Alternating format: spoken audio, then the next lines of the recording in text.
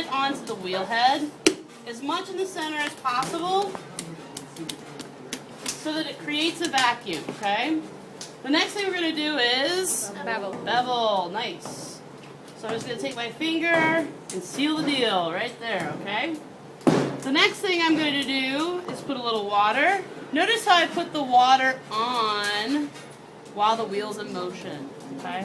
Now note, this is the last time that I can actually touch the clay without the wheel being on, okay? Alright, so what's the name of the first hand position? Cone up, nice. And that happens at 12, right? So the first thing I'm going to do is cone up. I'm actually going to pull towards me. Notice how my fingers are stiff, right? I'm not just like, oh, there we go. Yep. Jeez, I don't know why I'm not getting anything done. Okay, so you need to put a little bit of muscle into those fingers. Once again, make sure your bevel's still in. 12 o'clock, pull towards you. So have you noticed a difference in the clay already as I've been pulling it up? I'm kind of redistributing the clay so that it's more centered, and I'm also giving it some height so I can push it down into my clay mold right here. So I like to call this pushing the clay into a cupped hand that you turn, like this. And this is at approximately 10 o'clock. Make sure your bevel's in there, because that's actually where this finger's going to go. It's going to sit right in there, okay? Notice that my hand isn't like this. My hand's like this, all right? I'm going to throw a little water. Notice at my elbows, I'm braced everywhere, and I'm going to push the clay into my cupped hand.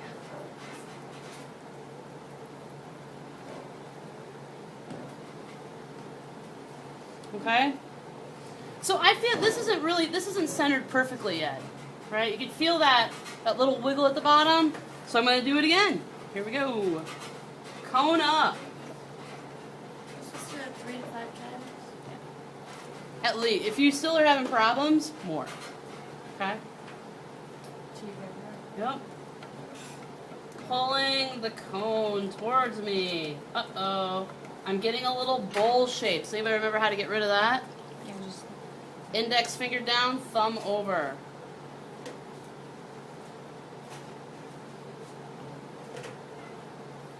If you allow that to get too out of control, you'll actually overlap it and it'll form a little air bubble there.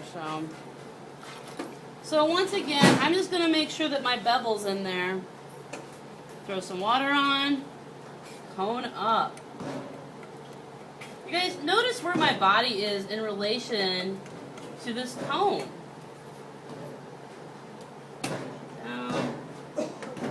I'm like on top of it. Okay? So you've noticed a difference from the first time that I slammed it on to the wheel head, right?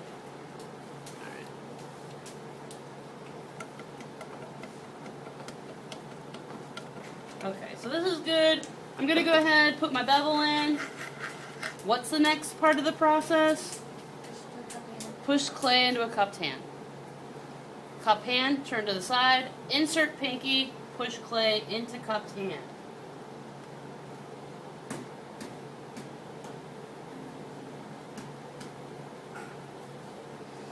So can you guys see that it's kind of a matte? That means that I need to add water. Okay? When you add water, it's glossy.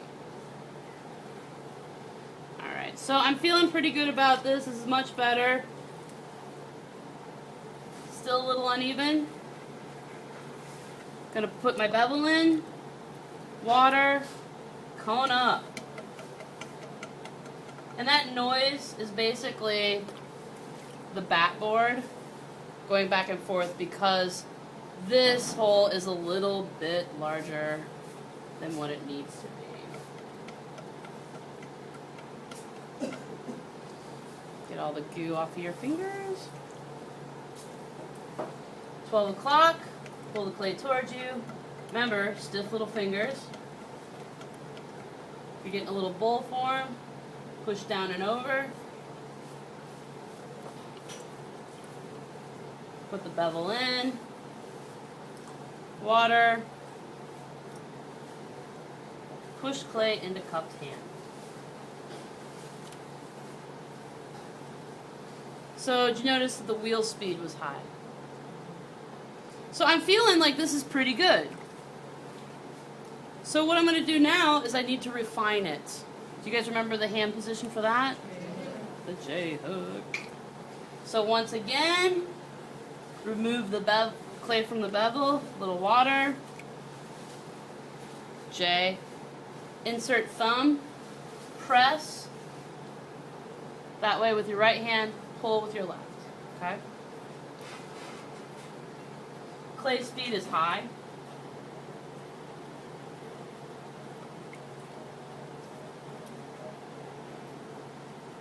I'm actually kind of pressing in with my pinky and ring finger, like that.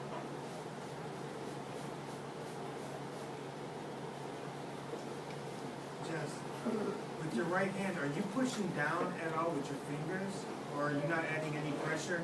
I am. You want to compress this part of the ball of clay. If you don't, it's going to get all soggy, and it's not going to take on this shape. You want it to be as consistent as possible throughout the whole. So there is a downward pressure with your right hand, the one that you have your thumb over. Yeah, you're going to overlap your hands over. This is kind of the shape you're trying to get a little bit. Okay? All right. So you're basically shaping it with the web of in between your thumb and your forefinger? Absolutely. Absolutely. It's basically a template. Remember in coiling class? It's a template. Alright, so we got a ball of clay here. So the next thing we're going to do is open it up. So I'm allowing my hands to kind of float along the surface, and I'm going to push my thumbs down. I'm going to put a little bit of water. Actually, when you first push them down, they're better at an angle, though, rather than straight down, aren't they? Probably, yeah, like the first half of an inch. And then the next part is just straight down until you get about a quarter of an inch, half inch, actually about a half inch from the bottom. Press the lip. So, what tool do I use to check the thickness of the bottom? Needle. Awesome. So I'm going to press the needle tool until I feel the bottom. Remove it. That's still a little thick. Ideal is about here. So I need to continue to push the clay down a bit. Stop the wheel completely.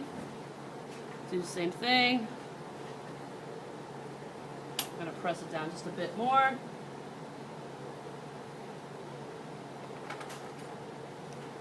Insert needle tool, mark with fingernail. Not bad. That's good. So then I want to clean that hole up. And now what I'm going to do, same hand position, but I'm going to push out at my knuckle. And that's going to make the bottom of the wall approximately the same thickness as the top part of the wall right now, and make that as consistent as possible, that thickness. All right. So the next thing I'm going to do, so it looks kind of like a donut now, or a wheel. All right, so the next thing I'm going to do is I'm going to pull up the vessel walls, okay? Do you guys remember how to do that? Oh, you're not going to open it more? Once it looks like a donut or a wheel, that's when you start to pull up the walls. Oh, okay. Okay? Alright. So, well, you're going to eat an awesome cheeseburger, but turn it on its side, okay? This stuff goes in, and this stuff comes out here. So this is what your hand looks like. And you're going to compress the clay like that. So always start in the middle with your index finger, move over to the interior portion of the wall, and then compress the clay. Okay?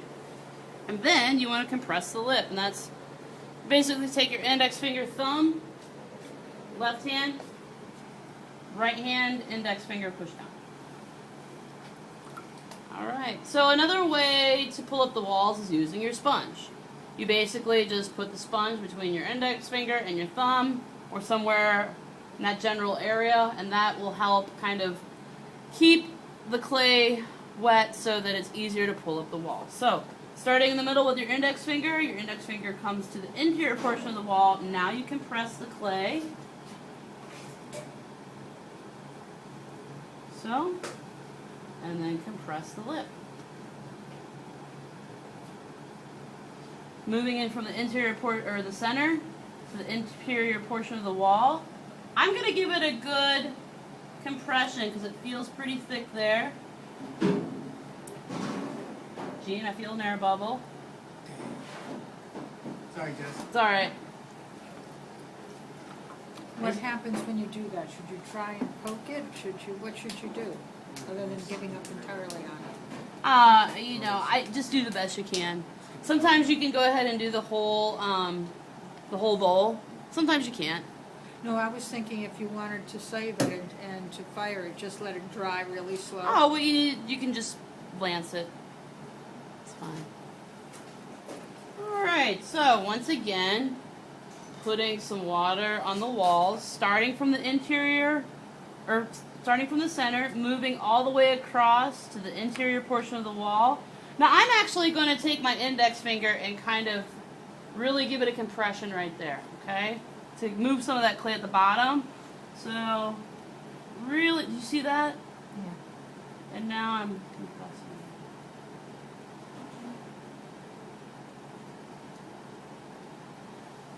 Clean up the water at the bottom so I can see what's going on down there. Alright, so at this point, I want to start thinking about the shape, right? And this is the fun part because you guys, I encourage you to experiment. Just remember that you don't want it to be too thin at this part. If it's too thin here, then it can't support this weight here, okay? So, I'm going to start to kind of move to the right, which is going to open the vessel up, alright? Water. Notice you don't want the wheel speed too fast, okay? You want to slow it down quite a bit from when you're centering. Centrifugal force wants to pull. So if you're not careful, you're going to have plates instead of bolts, okay? So always start in the center of your pot, move to the interior portion of the wall, and I'm going to pull to the right. Lane. Alright, so you can see how that affected the piece, right? It's starting to open up. Does anybody have any questions so far? Jamie, you look tired. I just Got hit? Yep. And are you being hypnotized by the Maybe. wheel? Alright. Okay. So starting in the middle, moving all the way to the side, compressing.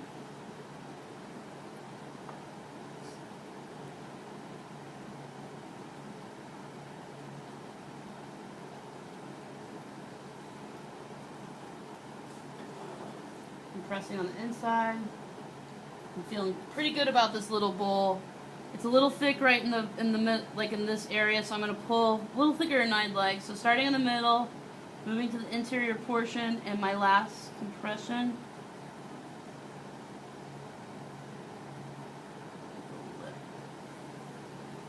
And it's kind of, you have the option to clean it up and remove the finger rings if you want to. I don't mind them so much. It kind of gives that handmade quality. Yeah, it's good. But I do throw with my sponge. So what I'm gonna do. When you throw with your sponge, is that like, are you saying it's a bad habit or something? Well, the thing about it is it's something that I developed when I was a beginner, and I've just always done it. And it seems like because I teach so many beginners, I kind of use it in my demo, and it's just part of how I throw now. If you can, try not to throw with your sponge, but, that's just how it goes. The reason it's bad to throw with your sponge is because it removes the clay, leaves the grog. So you got this, sandpapery feel. So what I do is I go back in, and I just compress. I just push them in with my finger. And I'll sit there for a little while and create the, there's that little air bubble. So here we go, Meryl. We're gonna Gonna attack the bowl. Gonna find that air bubble.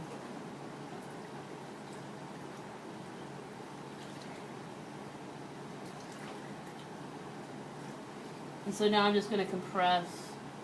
There it's done. Okay, good aim. Yeah, right. One successful. Alright, so I feel pretty good about it. So the next thing, you guys remember what the last part is? Trim the bottom. So hold your wooden knife tool like a pencil. Start at about 5 o'clock at an angle. Cut in. And then you want to put the blade flush with the wheel head. Cut it. And then remove.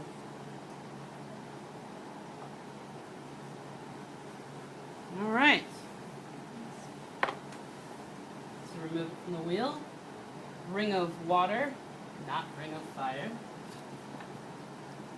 Wire tool, not a weapon. Pull it taut.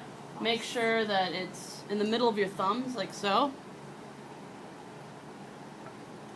Pull towards you. I usually pull, turn a quarter, and just keep doing this until you see the bowl move. And then you can either use your pot lifters, or you can, take it off that way. Does anybody have any questions? All right.